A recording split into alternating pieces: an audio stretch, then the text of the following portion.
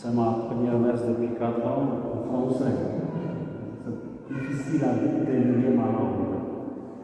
Français. Correctement, la langue française, on laisse ça. Ce problème, j'espère que ça va être compréhensible. Alors, 16e chapitre de l'évangile de Matthieu, c'est ceci. C'est cette fameuse profession de foi, c'est le cœur de toutes les évangiles synoptiques. C'est la vérité sur Jésus, Fils de Dieu. Nous allons voir que c'est un trésor de l'Église. C'est une grâce de le savoir, mais pas savoir au niveau de l'intelligence, mais au niveau de l'esprit, de la foi, du monde invisible, surnaturel. Cette vérité vient de là, du ciel. Et c'est un mystère. Par exemple, quand Jésus, en sortant au dehors de la terre sainte, regardez, c'est symbolique. C'est comme pour quitter tout le contexte religieux de Juifs. Route désertique, ce n'est pas la terre soi-disant bénie, entre guillemets, par Dieu. C'est là qui est né la foi.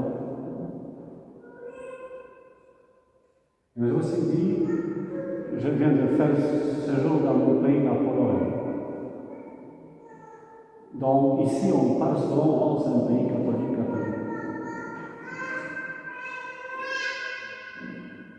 Un peu partout, la foi, la religion, disons, chrétienne en général, commence à être de plus en plus marginalisée.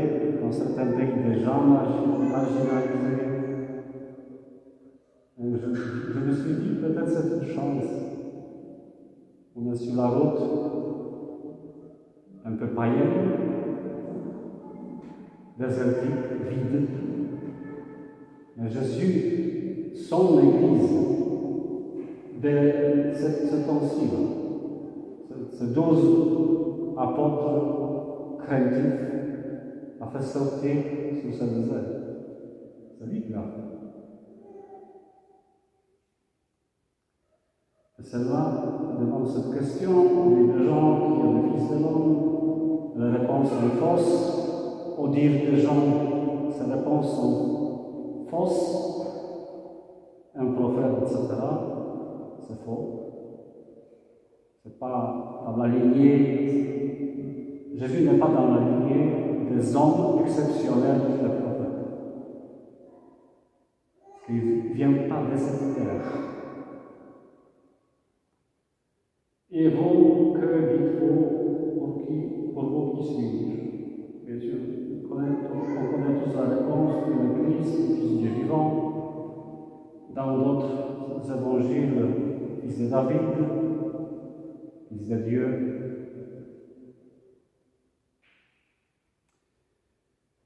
Prenons la parole à son tour, Jésus lui dit, heureux es-tu, et là tombe le nom de l'apôtre, mais on peut remplacer le nom de Simon par le nôtre. Ce n'est pas la chair ni le sang qui t'ont révélé cela. C'est peut-être une des meilleures définitions de la grâce divine. Ça ne vient pas de la chair ou du sang, c'est aussi dans le langage de l'époque de l'intelligence. Tout ce qui est humain ne peut pas reconnaître cette vérité que Jésus est Fils de Dieu. Vous savez, il y a un ouvrage mystique du Moyen-Âge, auteur reconnu, je ne sais pas quel est le titre en français, c'est Nuage de méconnaissance, je ne sais pas si vous pouvez traduire, Nuage de méconnaissance, qui dit que sur le chemin vers Dieu, bien sûr, nous utilisons la foi illuminée par l'intelligence, pas le contraire. Ce n'est pas l'intelligence illuminée par la foi, mais le contraire. Mais pour connaître vraiment Dieu, une certaine étape, on nous dit qu'on ne peut plus utiliser le raisonnement.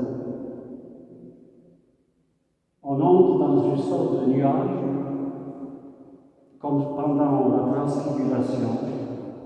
Ce nuage fait que nous ne voyons plus rien. Brouillard. Mais en même temps, ce brouillard est plein de lumière. On ne comprend plus rien, mais on sait tout. Et si on te demande, tu comprends quoi? On ne trouve plus de mots. On peut dire, bon, je sais que Dieu existe. Yahvé. Dieu dit, je suis. Mais qu'est-ce que ça veut dire, cette existence de Dieu? On ne sait plus. Mais on est immergé dans ce nuage de méconnaissance. C'est-à-dire, on est entièrement en Dieu. Alors, je suis allé un peu loin dans la mystique. Et puis, il y a cette déclaration sur la primauté papale de Pierre, sur cette pierre bâtiront l'Église, etc. Mais l'Église, c'est pas Pierre, c'est Simon. Mais je dirais que l'Église, c'est un tas de pierres. Que chacun de nous est un caillou. C'est mon pierre ici, on peut traduire caillou. Petit. Ils sont tous de pierre. Et sur cette pierre, cette petite pierre, ça me fait penser à la parabole de Jésus, des graines de moutarde. La foi qui est comme graine de moutarde suffit, de tout petit, pour faire des miracles, pour croire, c'est suffisant. Et vous vous rappelez, je finis, ce fameux combat entre Goliath et David. Regardez, c'est Goliath qui maudit Dieu, qui menace la liberté du peuple de Dieu. C'est un peu l'image de la... Je trouve, j'exagère. Ça, on n'est pas d'accord avec moi. Nous sommes dans le monde qui est un peu Goliath pour l'Église. Je ne trouve pas le monde comme menace. Mais vous comprenez. Et David, qui se fait présent pour le combattre, est habillé en armure de sol, le roi. Il n'est pas capable de marcher dans ça, c'est trop lourd. Il est encore jeune. Qu'est-ce qu'il fait? Il se réhabille dans sa tenue de berger, petit berger. Il va dans le torrent et trouve des petites pierres bien lisses, mais dans son sac. Après, il prend sa lance de pierre, on s'appelle ça en français, un tout petit caillou devant ce char blindé de Goliath. Et où est plantée la pierre? En plein cœur de son front, le symbole de l'intelligence humaine. La tue. Il tombe à plat. La foi, petite comme graine, suffit pour faire l'Église. Pour faire ce quelques disciples sur le désert, 12. Jésus n'a pas besoin de tout.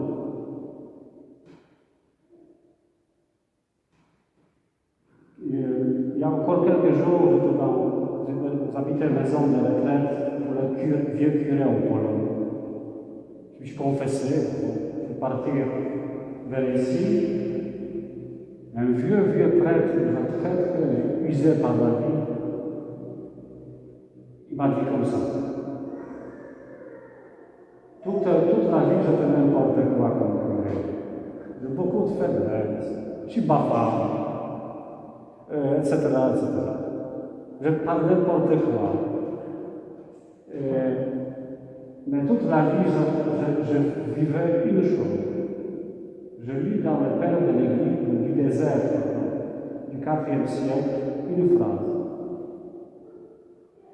qu'un seul acte jaculatoire, c'est ça? Jaculatoire, un aveu d'amour, le Père de l'Église, du désert, dit ça. Une petite phrase, expression de mon amour aveugle, sans réfléchir, envers Dieu, un acte d'amour, est comme une flèche flamboyante du feu, brûlante, flèche brûlante qui est plantée dans le cœur de Dieu directement au ciel. Et souvent dans la journée, je disais à Jésus, je t'aime. Jésus, Marie, Joseph, je suis faible, je t'aime. Ça suffit. Je crois en Dieu, le Père Tout-Puissant. Sanctifie ces offrandes en répandant sur elles ton esprit, qu'elles deviennent pour nous le corps et le sang de Jésus le Christ, notre Seigneur. Au moment d'être livré et d'entrer librement dans sa passion, il prit le pain, le rendit grâce, il le rompit et le donna à ses disciples en disant: Prenez et mangez-en tous, ceci est mon corps livré pour vous.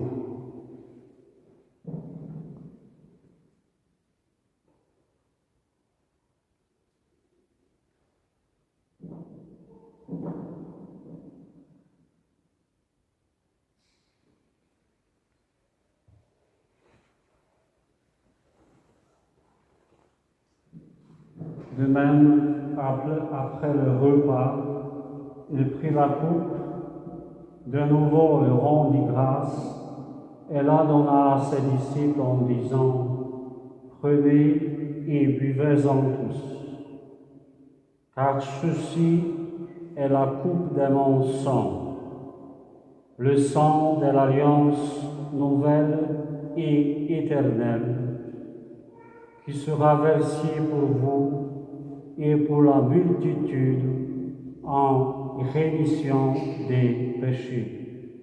Vous ferez cela en mémoire de moi.